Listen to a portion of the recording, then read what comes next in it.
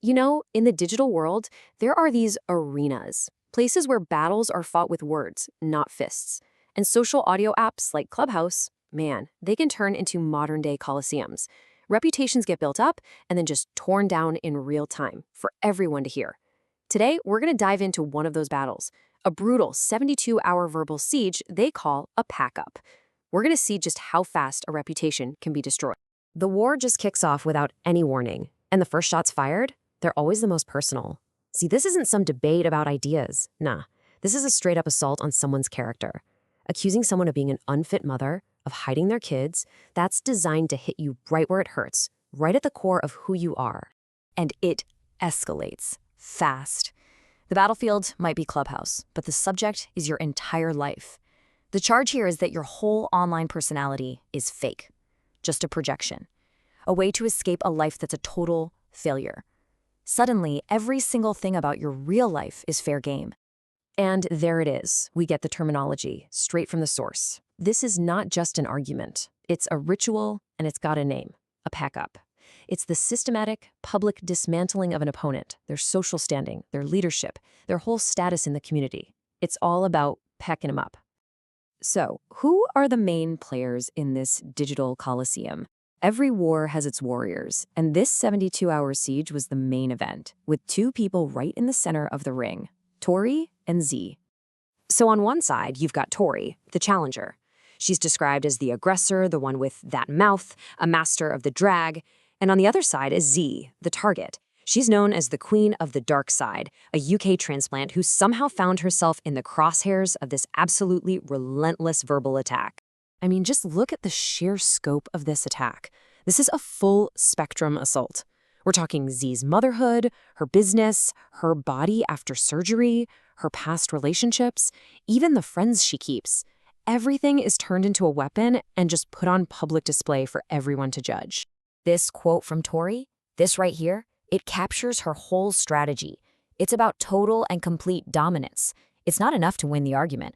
The goal is to prove you're superior in every single part of life, from being a mother to your social status. Leave no room for any debate. Now, this might all seem like pure chaos, but there's a kind of a twisted logic to it all. This digital battlefield, it's got its own culture, its own language, and its own unwritten rules. To really understand the war, you got to understand the code of these digital streets. So to really get what happened, we need to be crystal clear on what a pack-up is. It is not just some flame war. No, it's a calculated, sustained campaign. It means you're gathering evidence or receipts, and you're using the audience, the crowd, to completely annihilate somebody's social standing. It's basically a public execution, digitally speaking. And you can see here, there's a clear process. It's like an actual playbook for social destruction. You pick your target, you gather your ammo, and in this world, that means old audio clips, screenshots, anything you can use as a receipt. Then you go live, and you do not let up for days. And the final step, you turn it over to the mob, and you let them declare the winner. This timeline just shows you how the pressure builds over those 72 hours. Day 1 is all about setting the stage, forcing Z to play defense. By day 2, the circle gets wider. Friends get dragged into it. Old wounds are ripped open. And by day 3, it's the grand finale, the climax, where the entire community is invited to cast their vote and deliver that final verdict. So after 3 days of nonstop verbal combat, after all the accusations and all the defenses, a judgment had to be made. And this wasn't some private thing. The verdict was delivered publicly by the very same audience that watched the whole spectacle go down. The results of that poll were, well, they were decisive, a total landslide. Tori took over 83% of the vote. It wasn't just a victory, it was an annihilation. The community had spoken, and their judgment was just overwhelmingly in favor of the challenger. But that poll, that doesn't even tell the whole story. While the percentages show a landslide, the raw numbers are somehow even more brutal. Out of everybody who voted in that room, Z got only a single solitary vote, just one. And the story behind that single vote says everything. The person who cast it admitted it wasn't a vote of support. It was an act of pity. They said it was just so sad. Z's only vote was basically a participation trophy, a charity vote in the face of absolute social demolition. But on a platform like Clubhouse, the void that's left by one conflict gets filled by another one, quick. The end of one war is really just the prelude to the next. That digital stage, it never stays dark for long. There's always a new cast of characters waiting in the wings. And that's really the fundamental question of this whole environment, isn't it?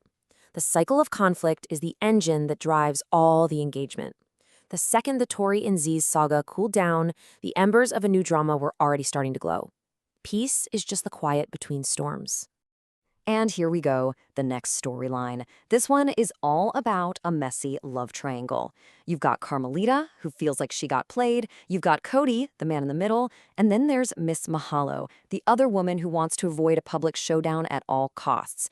The weapons this time, alleged fake FaceTimes and a bunch of screenshots. So let's break down this new battlefield. Carmelita, she's the pursuer. She's trying to force a public conversation with a simple logic. We both got played. Miss Mahalo, she's the evader. She's dipping in and out of rooms, denying everything, and then running. And then you have Erica, the broker, the person in the middle who sees a clear opportunity. And this is where things get even weirder. The drama itself becomes something you can buy. A bounty gets put on the confrontation. Carmelita is so desperate for this public reckoning that she's literally willing to pay for it. The broker, Erica, is offered $500 to do just one thing: get all three of them in a room at the same time. And all of this, it just leaves us right here. From a 72-hour pack-up to a bounty on a three-way call, these stories paint a crazy picture of a world where social status is currency and conflict is content. It really makes you wonder, in these digital arenas where identities can be fluid and the consequences seem so distant, what are they really fighting for? What is a reputation truly worth when the next war is always just one click away?